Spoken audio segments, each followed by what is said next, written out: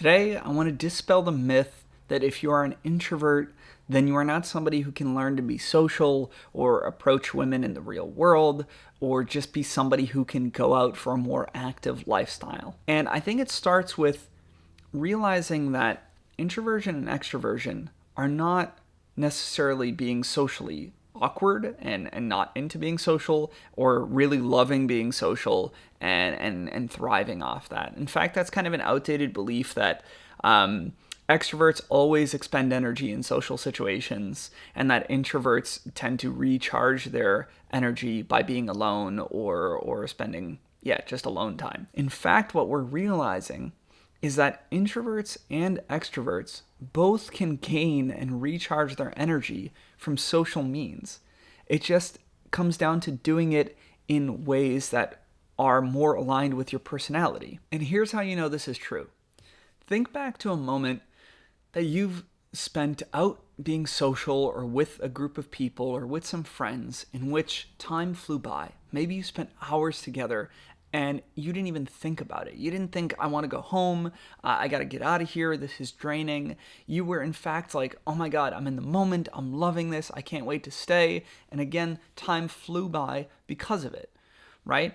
So is evidence that if you're in the right social spaces, the right dynamics with the right people, you can also have a really good time and tend to recharge your energy as opposed to feeling like it's draining you. So what are some ways that introverts can learn to be more social and still not feel like they're hating the experience or they're just giving up all their energy every time they do this? Consider the scale of the environment.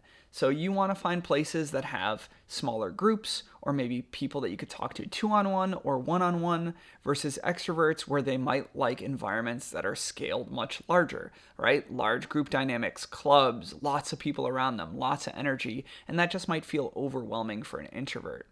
Okay, I also think the overall energy levels. So maybe choose places or activities where you're a little bit more relaxed, a little bit more low-key, the volume level's lower, people are not as wiling out, okay, because that also can feel really intense and like a lot of pressure for introverts.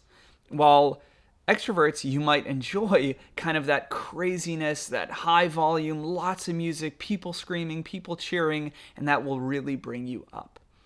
Additionally, I think consider the maybe depth of conversations or the type of people you're conversing with as an introvert. I tend to find introverts have a harder time just dealing with small talk and kind of BSing around, and they really feel also drained by that.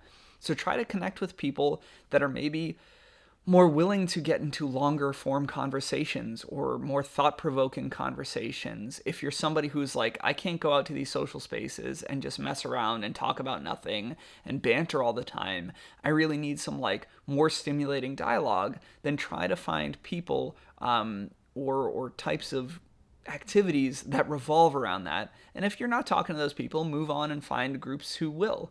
If you're an extrovert, you probably don't care about those things. And last but not least, I think frequency.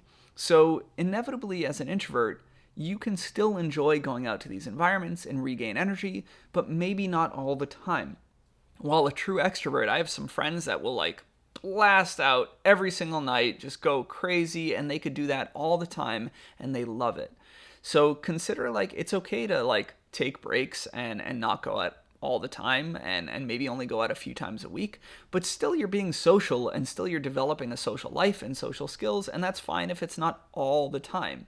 And even in terms of length within that frequency, if like you're going out for the first times and into new environments and it's really challenging you and you're feeling a lot of anxiety or a lot of stress, like commit to only being there for an hour or 45 minutes or whatever, or just having a drink and like talking to one group of people, or not even just grabbing a drink and doing nothing and then leaving in 20 minutes. And get used to just being in that environment, the stimulus, let it not be so overwhelming, and then you can slowly scale up as you kind of get used to that.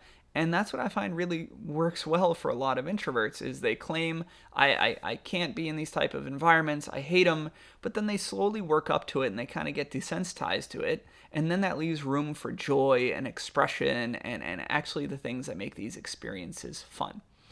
So again, I want you to know that introversion and extroversion are not about being shy or confident or socially awkward or socially great. It is largely about the types of group dynamics, the types of environments, the types of conversation with a certain group of people you're having, and then even the frequency in which you're doing this.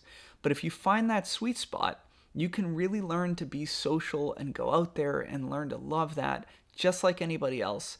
And honestly, I think that's something that everyone should really indulge in their life and get used to, because I think that's what we're here for, is to connect with humans and to connect with people and make friends and meet romantic partners. And it's something that everybody should learn how to do. So if you like that video, subscribe below. I can't wait to keep giving you guys more advice on dating, social skills, confidence, and helping build more meaningful connections in your life.